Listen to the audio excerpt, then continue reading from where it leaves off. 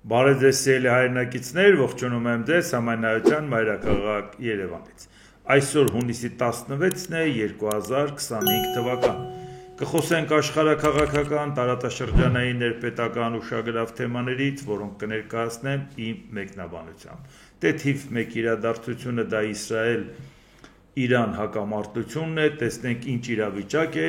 եւ դրա հետ կապված մենք ինչ ունենք անելու մեր երկրի որքանով էր համարժեք քայլերը ստեղծված իրավիճակին, աշխարհի եւ տարածաշրջանի երկրների ու նաեւ մեր իշխանությունների։ Իրանի նախագահ Մասուդ Փեզեշքյանը հայտարարել է, ԱՄՆ պատասխանատու է Իսրայելի կողմից Իրանի դեմ ագրեսիայի համար։ Ամերիկան միջազգային իրավունքի բոլոր նորմերին հակառակ թույլ է տալիս Իսրայելին ագրեսիա իրականացնել եւ հարձակվել մեր երկրի վրա,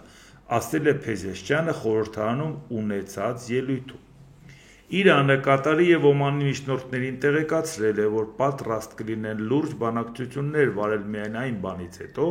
երբ Իրանը ավարտի Իսրայելի հարվածներին պատասխանը։ Իրանը հստակեցրել է, որ չի բանակցելու, քանի դեռ հարձակման տակ է։ Այսինքն սա էլ դեռ անորոշ էր Միացյալ Նահանգների հետ կնստեն բանակցությունների Միացյալ Նահանգները այնուամենայնիվ հույս ուներ, որ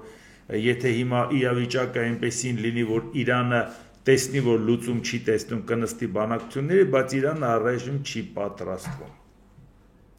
Առհասարակ սրա հետ կապված մի փոքրիկ դիտարկում անենք։ Իսրայելը, որը որ առիթը օգտագործեց, ինքը նախահարձակ եղավ, այնպես չէր, որ ամեն օր Իրանն ասում էր մենք պատրաստ ենք հարձակման, բայց ցույց տվեց կյանքը, որ իրանք դեռ բանակցությունների հույս ունեին ու իրանք դրան պատրաստ չէին։ Իսկ Իսրայելը մանրամասը դրան նախապատրաստվել էր։ Եվ այս պարագայում, բայց նույնիսկ դրանից հետո ակնհայտորեն Իսրայելը թերագնահատեց Իրանի հնարավորությունները, ինչի, որովհետև կարծում էր, որ ռազմական ղեկավարությանը շարքից անելուց հետո փորձառու կադրեր այդպես մի օրում հավաքել հնարավոր չի լինի եւ կառաջանա նաեւ այնպիսի վիճակ, որ երկրի ներսում էլ կառաջանա լարվածություն, կփորձեն իշխանության դեմ դուրս գալ, ի վերջո ոնց կարող ապատայի այդ երկրում իշխանություններից դժգոհ չլինեն, հսկայական զանգվածներ, նախ ապրելակերպից ելնելով, կրոնապետությունից ելնելով, այսինքն ակնհայտորեն ներսում կար բարենպաստ պայմաններ, որ պարզապես պետությունը կփլուզվեր, բայց դա տեղի չունեցավ, իսկ դա այսինքն սպասելիքներից դուրս էր, որովհետև եթե այդպես մտածեր Իսրայելը, ինքը պատասխան հարվածել էսպիսին չէր ակնկալում, հույսը դնելով իր երկաթյա գմբեթի վրա, բայց ոչ թե այնքան երկաթյա գմբեթի, ինչքան որ անիմաստ կհամարի պատերազմը շարունակել Իրանը։ Բայց իհարկե այս կարգի բան հատուկ ծառայությունները սովորաբար կարծես թե սխալվում են բոլոր դեպքերում։ Հիտլերն էր կարծում, որ իր բլիցկրիգով մի քանի օրում խորհրդային միությունը կգրավի։ Հենց պատերազմը մի քիչ ձգվեց, արդեն դարձավ անկանխատեսելի, հետագայում էլ արդեն դարձավ կանխատեսելի։ Պուտինը հարձակվելով Ուկրաինայի վրա կարծում էր, որ 3 օրում այդ պատերազմը կավարտվի։ Հանկարծակի կբերի, ներսում դժգոհություններ կառաջանան, դուրս կգան իշխանության դեմ, աղոհացով իրանց կդիմավորեն։ Այդ նույն բանը մտածում էր Հիտլերը, առավել եւս այն տարածքների նկատմամբ, որը նոր էր կպցրել խորհրդային միությունը Իրան, ասում են նրանք ինչ շահ ունեն, կռվեն մեր դեմ, բնականա կռվելու են, շուռ են գալու զենքը վերցնեն հակառակ ուղղությամբ կռվեն։ Այս նույն բանի հույսը նաև ուներ Իսրայելը, կհարվածենք հանկարծակի կբերենք այնպիսի հարված կտանք, որի պարագայում ներքին ցնցումներ կառաջանա եւ դա կհանգեցնի իշխանափոխության։ Եվ հաթաթ ուսումնասիրել էին լարվածության օջախները, դա կարող է լինի թուրքական քանակությամբ ժողովուրդը, ոնց որ մենք ասում ենք էթնիկ ադրբեջանցի, չնայած նրանց կապը այդքան ուղղակի չի, բայց ուղղակի քանի որ ադրբեջանցին շատ ձեռնտու է Ադրբեջանի լարվածություն առաջացնելը, դրա համար ուղղակի նույնացնում ենք, էլի։ Հա, այդ կարգի խնդիր կա, աշխարհիկ պետության կողմնակիցների խնդիր կա եւ այլ, որ ակնհայտորեն դուրս կգան իրանց պետության դեմ։ Մոռանում են մի բան, որ դրսի ագրեսիայի պարագայում ներսի ժողովուրդը հաճույքով դռներն ու սրտները չեն բացում հակառակորդի դեմ, որը իրանց քաղաքներին է հարվածում, ասեն դու մեզ օգնի, մենք իշխանությունը վերցնենք։ Չէ, դրա համար պետք է ոչ թե դրոններ ուղարկել Իրանի տարածքում տեղավորել, այլ պարզապես պետք է հայ բնակչությունը մի քիչ ավելացնել, մեր մոտ ոնց էր, Պատերազմեր մարդիկ կոչ էին անում, պատերազմը թողեք, զենքը վերցրեք, եկեք երկրի ներսում կռվեք։ Այս ինչ հարմար առիթ է, պատերազմը գնանք իշխանությունը տապալենք, իշխանությունը վերցնենք։ Իհարկե դրա համար ուզեմ ասեմ, որ այս հարցում իհարկե Իսրայելը այս արդյունքները չէր սպասում, ավելին էր սպասում իր հաջողությունները։ Միևնույն ժամանակ Իրանն էլ թերագնահատեց Իսրայելին, չէր կարծում, որ Իսրայելը այսպիսի հաջող հարվածներ կհասցնի կամ երկրի տարածքը կօգտագործի։ Ու այս պարագայում հիմա երբ որ այս պատերազմի անորոշությունը շարունակվում է, Իրանն ասում է ավելի լուրջ հարվածներ պիտի հասցնեմ ու լուրջ հրթիռներով, Միացյալ Նահանգներն ասում է աջակցելու եմ, արդեն ռազմանավա մոտեցնում նորից ավիակիր եւ այլ, այսինքն իսկ այս պարագայում մենք հասկանանք ի վերջո մեր իշխանություններից մենք ինչ ենք սպասում։ Խնդիրը նա է, որ շատերի մոտ են տպավորությունն է, որ մեր իշխանությունները ասենց լուրջ նստած, լուրջ ծրագրեր են մշակում։ Ինչի՞ց է դա գալիս, որտեղ իրանք դրանից տեղյակ չեն։ Հենց գիտեն, եթե դուք տեսնում եք, որ երկրի խնդիրների հետ կապված այսպիսի պրիմիտիվ քաղաքականություն է վարվում, այսպիսի սիրողական մակարդակի քայլեր, անտրամաբանական բաներ, ասում է դերեք դնենք տեսնենք հանդիսավարները ինչի էս կենացի չեն խմում, մի օր ոտանավոր են արտասանում, մի օր մի բան են ասում հաջորդ օրը սուտ է դուրս գալի, մի օր լրիվ ուրիշ բան են, երկրի ներսում էս անլրջությունը, որ դուք տեսնում եք, այդ ինչով եք վստահ, որ արտաքին քաղաքական հարցերում, որից մեր իշխանությունն ընդհանրապես ոչ մի բան չեն հասկանում, նստում են փակսենյակում եւ լուրջ բաներ են քննարկում։ Եթե դուք հրապարակային երկրին վերաբերվող բաների անլրջությունը ձեր աչքով տեսնում եք, ու դրա համար երբ որ այդ պարագայում հարցը առաջանում, երբ որ իրանք ասելիք չունեն ժողովրդին, ասելիք չունեք ընդհանրապես մի ասեք։ Իմաստը ո՞րն է, որ կանգնեիք ասեիք դատապարտում ենք։ Իմաստը տեղ ո՞րն էր։ Ինչեմ ես ասում, որ ամեն օր ստիպված են գնում դրա մասին հիշացնել։ Եթե ոչ մի բան չունեիք ասելու, մի հատ մտահոգություն ասեիք, քաշվեիք խրախ։ Հիմա այսօր հասարակությունը լարված է, ամեն օր այդ լարվածությունից ինչ որ բան է, չէ՞ սպասում։ Ում լսի, որ հասկանա ինչա կատարվում։ Մեր իշխանությունները դրա մասին խոսում են, էլի խոսում են ինչ որ հատիկ առ հատիկ վերականգնելու, էլի ինչ որ չգիտեմ ինչեր են անում, էլի ինչ որ մարդկանց կրթում են, պետբյուջեի հաշվին։ Ուրա իրանց կարծիքը։ Լավ, ենթադրենք, չեք ուզում կարծիք հայտնեք, պաշտոնական տեսակետը վախենում եք ասել, հա դուք գիտեք, բայց վախենում եք ասել։ Գոնե դրա համար պիտի մարդիկ ելնեին, չէ՞ որ պաշտոնական Երևանի ոչ պաշտոնական տեսակետն ասեին, մարդիկ գոնե ուզենային հասկանան ինչա կատարվում։ Ռուսաստանը Մոհամեդի չի ասում Պուտինը։ Պուտինը դրա համար պահում, ասենք Սալավյովի նման, Սկաբեևայի նման, ասենք Մարգարիտա Սիմոնյանի նման մարդկանց, որոնք որ ինչ-որ տեսակետներ են, բոլորն էլ գիտեն, որ դա պաշտոնական Կրեմլի ոչ պաշտոնական տեսակետներն է։ Այսինքն լսում են նրանց, այսինքն ավելի ճիշտ ասեմ, պաշտոնական Կրեմլի ոչ պաշտոնական բարբաջանքները, որովհետև լսում են նրանց, գոնե իմանան Կրեմլն ինչա մտածում։ Մարդիկ էլ հասկանում են, դա լսում են թեկուզ զզվանքով, բայց որ իմանան, թե ի վերջո ինչ հա ուզում ասի Կրեմլը, որպեսզի իմանան այդ հասարակությանը սա է մատուցվում, բամե ինչ պետք է ասեն, կողքինը ինչ պետք է ասի, որ այդ հասարակությունը կողմնորոշված լինի։ Մեր մոտ հա շատ կան Նիկոլ Փաշինյանի սազանդարներ, որոնք պատրաստ են ամենաանհնարին պարագայում իրեն պաշտպանեն։ Բայց այսօր կա այնպիսի մարդիկ, որ դուք իմանաք, որ դա պաշտոնական Երևանի ոչ պաշտոնական բարբաջանքն է։ Գոնե դա լսեք, գոնե ուզենաք հասկանաք, թե այս մարդիկ ինչ են ասում։ Իրանք չեն ասում, բայց գոնե լսեք, հասկանաք ինչ են ասում։ Չեք գտնի։ Տարերայնորեն ինչ որ մի բան կասեն, որտեղ ասելիք չունեն։ Բայց հասարակությունը հիմա մտահոգված է, չէ՞, այդ պատերազմը Հայաստանը կներքաշվի, թե չէ, Հայաստանին կներքաշեն, թե չէ։ Մենք չգիտենք, թե մեր անվտանգությունն ինչից է կախված։ Ամերիկայի Միացյալ Նահանգներն ինչ պլաններ ունի։ Թուրքիան ինչ պլաններ ունի, Ադրբեջանը, ով ինչին է սպասում, Ռուսաստանն ինչ է անում։ Առավել ևս նաև խոսում ենք էկոլոգիական խնդրի, մի շարք հարցերի մասին, ումից դա պիտի իմանա մարդը, որպեսզի գոնե իմանա, այո, ինքը անհանգիստ է, բայց գիտի, որ իր իշխանությունները ինչ որ հարցի ուղղությամբ լրջորեն մտածում են։ Լրջորեն մտածողը կկանգներ դառնալ կոնֆլիկտի կողմ, մեր ինչին է պետք դա։ Մենք կարող ենք օբյեկտիվորեն, ես պաշտոնյա չեմ, շատ հանգիստ օբյեկտիվորեն կարող եմ ասել, սա այս հարցում Իրանն է, ճիշտ, այս հարցում Իսրայելը, այս հարցում Իրանն է, սխալ, այս հարցում Իսրայելը։ Ինչ խնդրեմ է որ։ Մենք ինչ խնդիր ունենք նորմալ չխոսելու, պաշտոնական տեսակետ չենք ասում։ Բայց լավ, ի վերջո, որպեսզի հասարակությունն իմանա ցանկացած իրավիճակում, բանակցություններում, անկախ նայած քեզ դուր կգա, թե դուր չի գա, հակառակորդ կողմն էլ դա է ներկայացնում։ Մեր համար ես որքան կարողացել եմ իմ ուժերը ներելա մարդկանց բացատրեմ, որ ասել եմ ժողովուրդ ջան, մեկը Իրանի անվտանգությունը պահի, մոռացեք, որ մենք պետք է իրան վստահենք մեր անվտանգությունը, որտեղ եթե մենք իրան վստահեցինք, վաղ էլ մտավ ներս ու դուրս չեկավ, ով է նրան անելու։ Մենք չենք տեսել անվտանգություն ինչա, բայց այն միևնույն ժամանակ Իրանն էլ իր ճշմարտությունն է փորձում առաջ տանի։ Դրա համար մենք պետք է կոնֆլիկտի կողմ չլինենք։ Դրա համար մենք պետք է պահպանենք ակտիվ չեզոքություն ու մտածենք, որ պարագայում Հայաստանի շահերից բխում է իրավիճակը։ Մի բան, որը որ նորից եմ ասում, բան չունեիք ասելու, ընդհանրապես չասեիք, ոչ թե դառնայիք կոնֆլիկտի կողմ։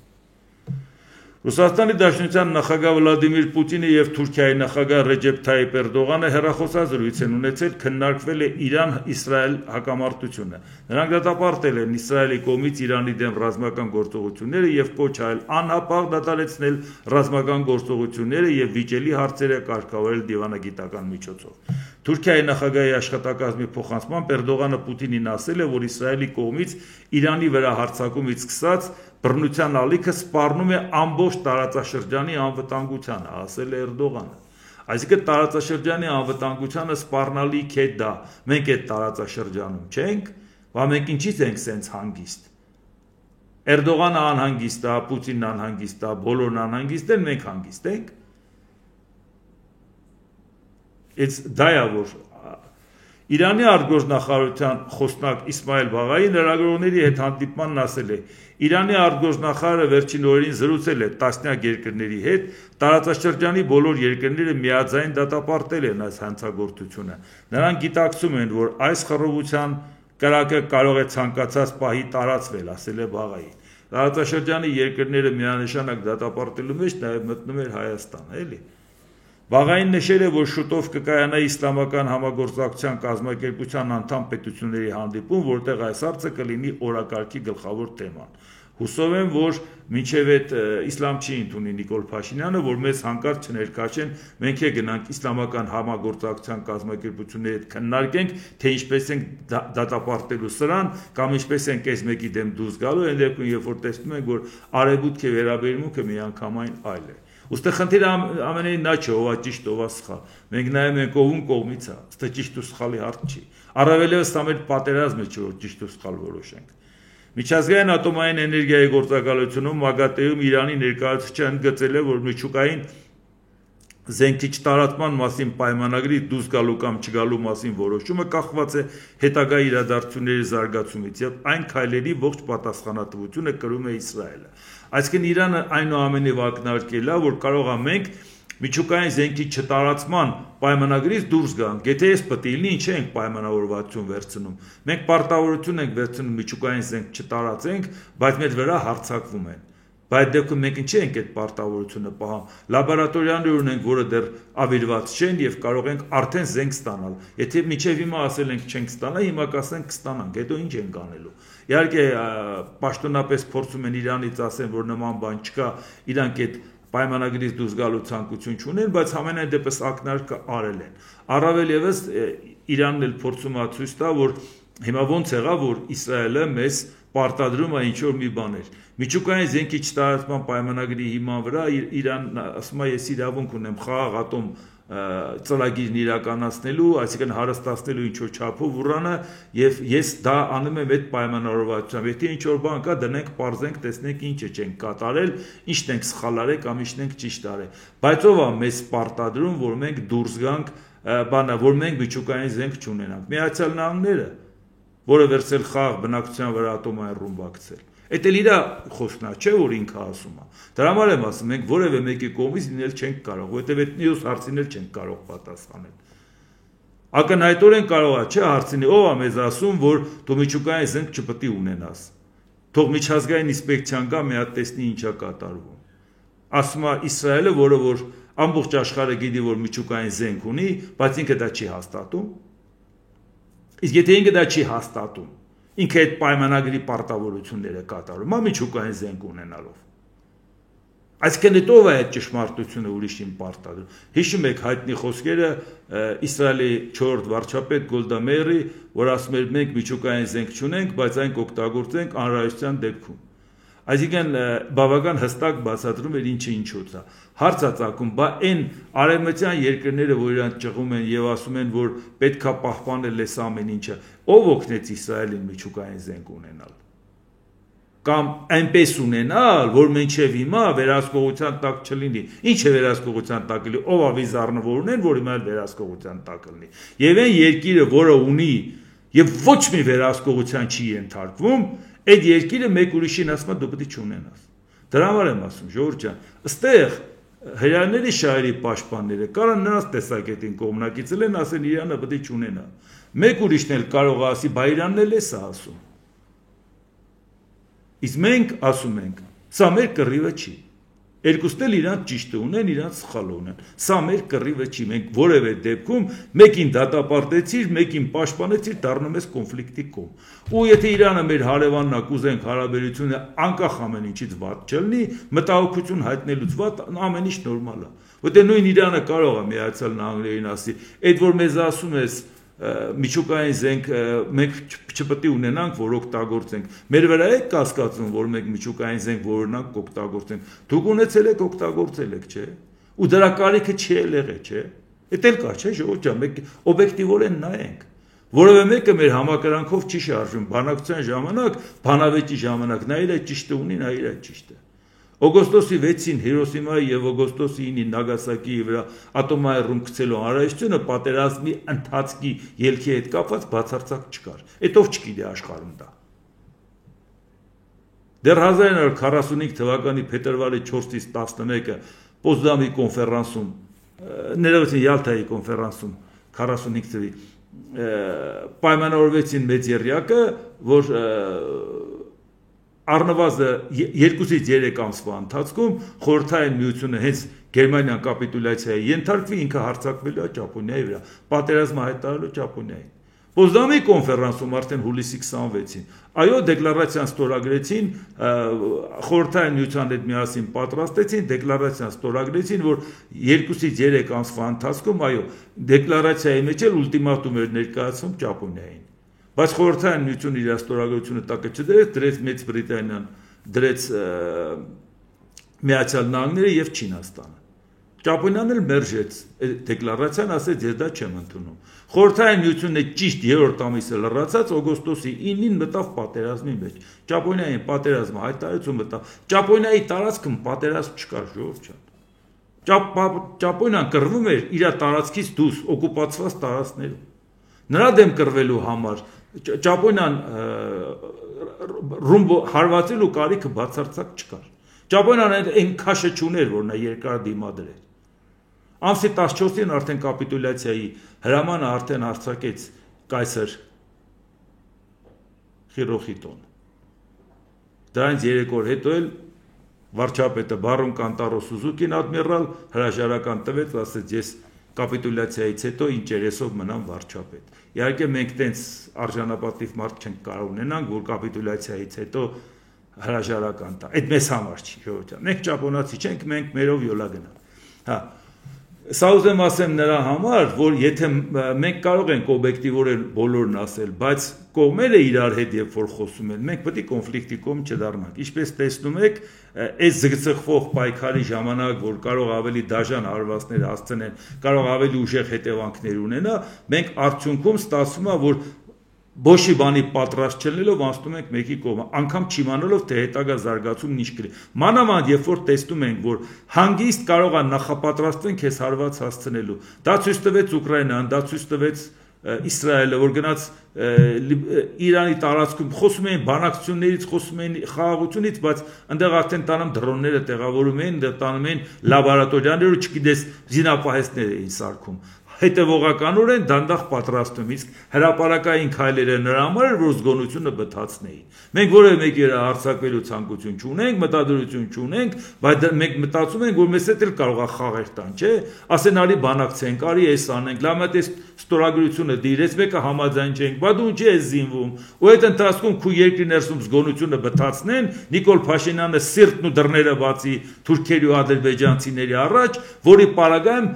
արդեն նենց իրավիճակ առաջանա, որ մենք ներսից արդեն չիմա առավել եւս որ մեր երկրի ներսում Ռուսաստանի առաջ դռները բացողներ կան, ինչպես տեսնում եք մեր իշխանության պարագայում Թուրքիայի ու Ադրբեջանի առաջ էլ։ Նենց որ դա մենք հո գիտենք։ Այդ վտանգները դա է որ մտահոգիչ է։ Իսկ հիմա նայենք այն մարդիկ ովքեր ասում են դե լավ ինչի հետևից եք ընկել, ինչ եք ամեն օր Իսրայելը կհարվածի, Իսրայելը չի հարվածի, Իրանը կհարվածի, չի հարվածի, թողեք հանգիստ ապրենք էլի։ Հա, հիմա արդեն նոր Հայաստանի իշխանությունները ինչ որ ձևով արձագանքում են այդ խնդիրներին։ Էկոնոմիկայի նախարար Գևորգ Պապոյան, Իսրայել-Իրան ռազմական գործողությունների պատճառով մի շարք բեռներ Իրանի Բանդարաբաս նավահանգստում կանգնած են,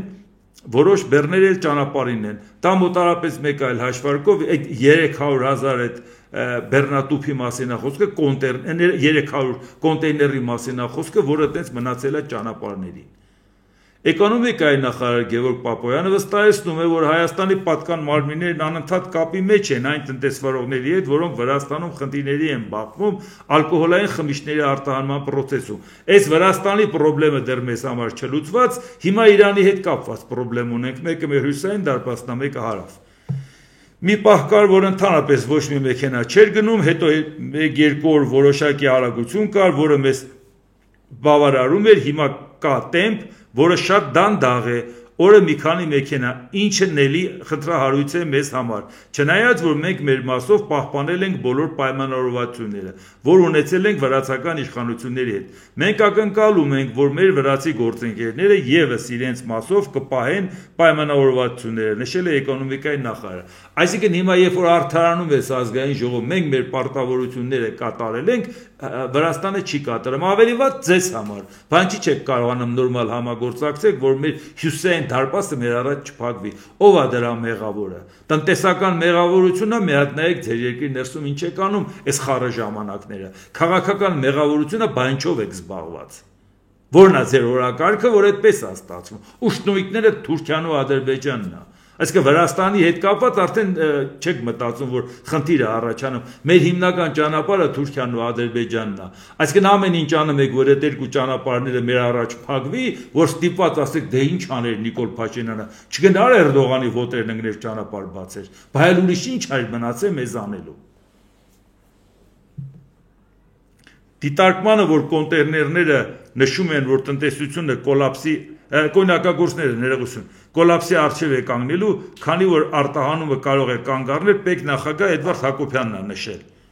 որ այդ խնդիրը կա, հիմա սրենք ավելի, մենք ասում ենք, որպեսի խնդիրը ձեր մոտ չսրվի, մենք ասում ենք սպասեք այստեղ մինչև մյուս մեքենաները, որոնք Վրաստանում են, այդ հարցը կարգավորեն, դեպի Ռուսաստան ուղղեն, դրա հետևից մենք արդեն թույլ կտանք, որպեսի այստեղից էլ նորից գնան։ Հակառակ պարագայում գնալու են Վրաստանում կուտակումներ լինեն, ինչ տարբերություն։ Հասկանում եք, էսա մեր տնտեսության հետ կապված քայլերը, մեքենաները պահեք ստեղ, որ չգնաք Վրաստանում պահեք։ Որտեղ մենք որևէ ձևով հարցը չենք կարողանում լուծել, որ Վրաստանը մեքենաները բաց թողի։ Սա էլ ՊԵԿ-ի ղեկավարն է ասում, լսեցիք ժողովուրդ ջան։ Հիմա նայենք ֆինանսների նախարարն է ասում, որը սորաբար քչախոս է, բայց վերջերս բլբուլ կտրած Նիկոլ Փաշինյանը ինչ հայտարարում էր, ինքը դա սկսում էր արդարացնել, եկեղեցու հետ կապված, քերականանունց հետ կապված, քու գործով զբաղվի, հա։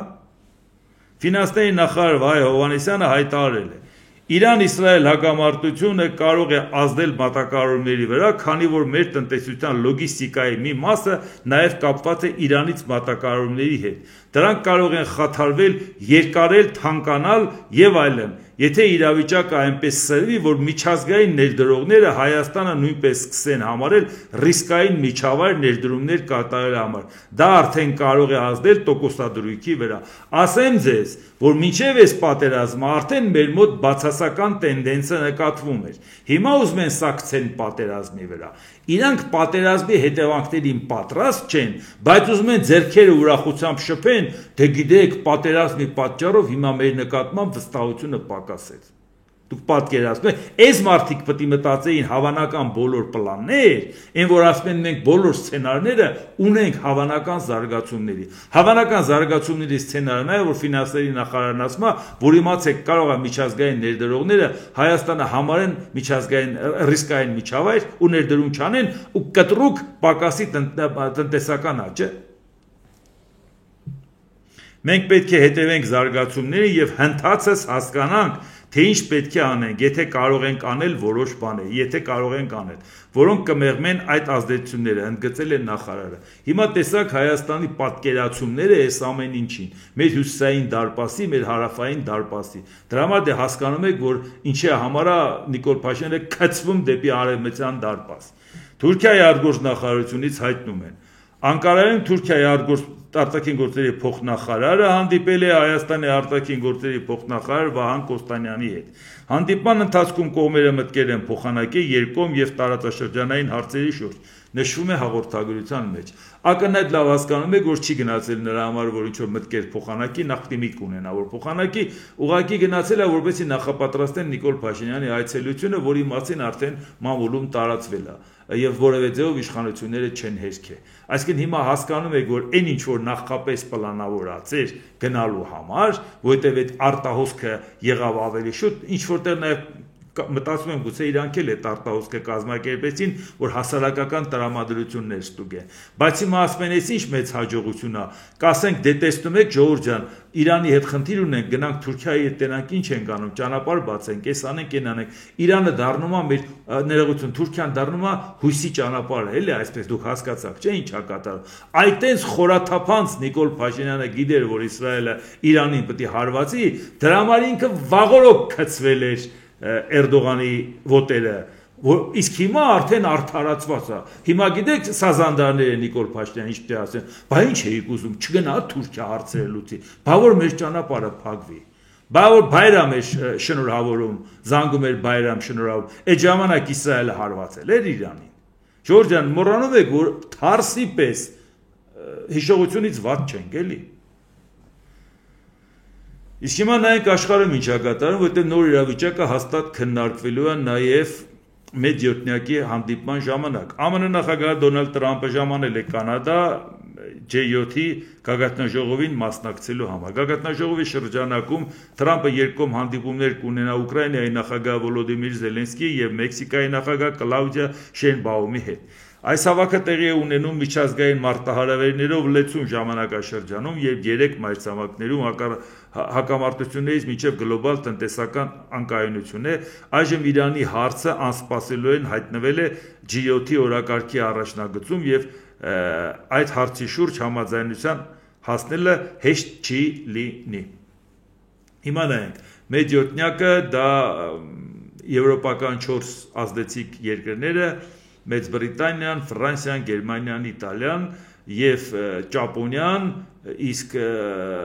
Ամերիկան եւ Կանադան։ Այսինքն այս 7 պետություններն են մեծ յոթնյակը։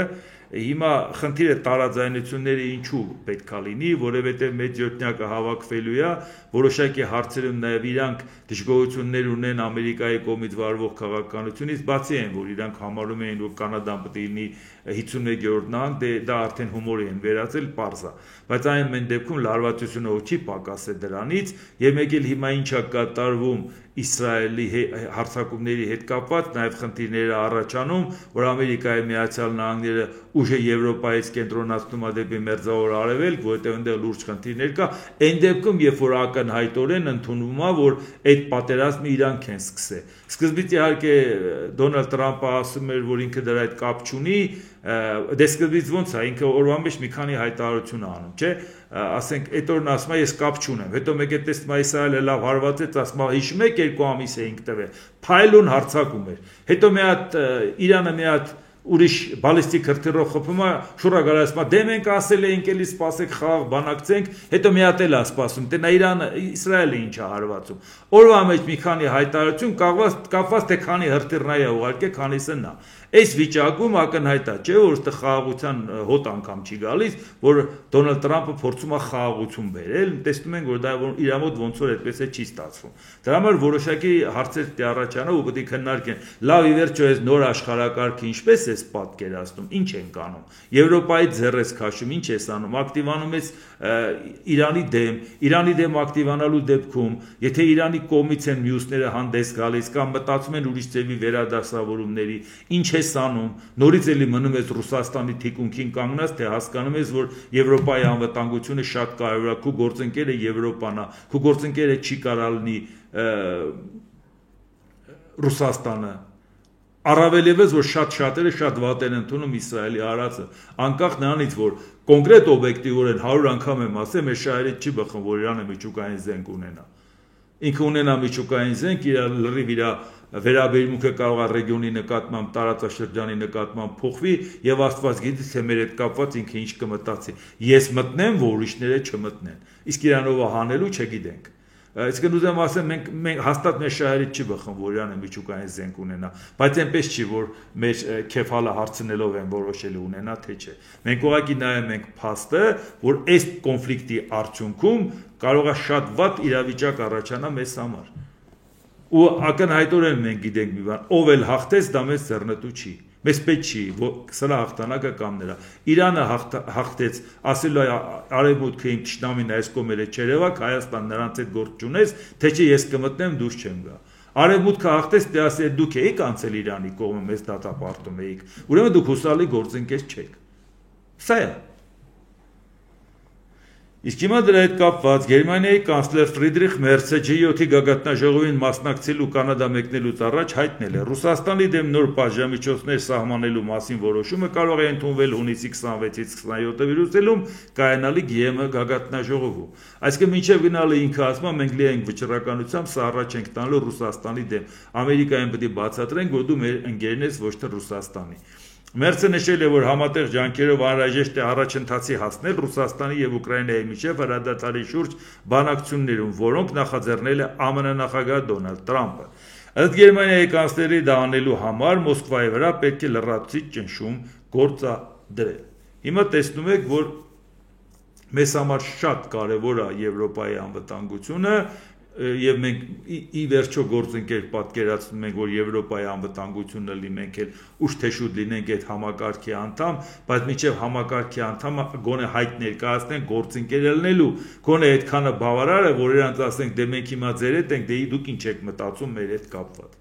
Բայց եւ միևնույն ժամանակ ես ասում եմ, որ ինչ ուզում է լինի, Ամերիկայի Միացյալ Նահանգները պետք է վերադառնա իր երբեմն դիրքին ու կշռին, Ամերիկայի Միացյալ Նահանգները պետք է գա լինի լավ գործընկեր Եվրոպայի հետ եւ երկուսը միասնական, այո, փոխադարձ ջանքերով հասկանան, որ ինչքան վտանգավոր է այսօր աշխարհը, Եվրոպան դարձյալ էլի Եվրոպան հայտնվեց այս իրավիճակը ռուս-ուկրաինական պատերազմի ժամանակ թատերաբեմ դառավ եւ խուսափելու համար երրորդ համաշխարհային պատերազմից պետք է ամեն ինչ անել, որ Եվրոպան դառնա բևեռ, բայց ոչ թե մրցակցելով Միացյալ Նահանգների հետ, այլ իրար օգնելով։ Միացյալ Նահանգների հետ իրար օգնելով, թևութի գունգ լինելով, ստեղծեն մի հատ այն բևեռը միատել ես, բևեռը միատել Չինաստանին նվեր տան, ասեն դու էլ չափդ ճանաչի ես բևեռը։ Չի կարող ես հարցում Ռուսաստանը հաղթանակած դուրս գա եւ ստացվի կայուն վիճակ մոլորակի վրա։ Չի լինելու դա, հնարավոր բան չի, Ժորժ ջան։ Վաղուց դա պետք է հասկացած լինեին։ Հիմա Ֆրանսիայի նախագահ Էմանուել Մակրոնը քննադատել է Դոնալդ Տրամփին Գրենլանդիան գրավելու սպառնալիքների համար։ Ես չեմ կարծում, որ դաշնակիցները պետք է այդպես վարվեն, ասել է Մակրոնը Կանադայում G7 առաջնորդների գագաթնաժողովի ճանապարհին այցելելով Գրենլանդիա։ Դանիայի ինքնավար տարածք։ Կարևոր է, որ Դանիան եւ եվրոպացիները պարտավորվեն աջակցել այս տարածքին, որտեղ ռազմավարական խնդիրները չափազանց մեծ են, եւ որի տարածքային ամբողջականությունը պետք է հարգվի, ասել է Մակրոնը։ Ֆրանսիայի նախագահի 6 ժամյա այցը ըստ նրա գրասենյակի ազդանշան էր եւ կայացել է Դանիայի եւ Գրենլանդիայի խնդրանքով։ Այցը սկսվել է դանիական ռազմանավի վրա, Դանիայի վարչապետ Մետե Ֆրեդերիկսենի եւ Գրենլանդիայի վարչապետ Յենս Ֆրեդերիկ Նիլսենի հետ հանդիպումով։ Մարդիկ ողջունում էին շատ գոհ, շատ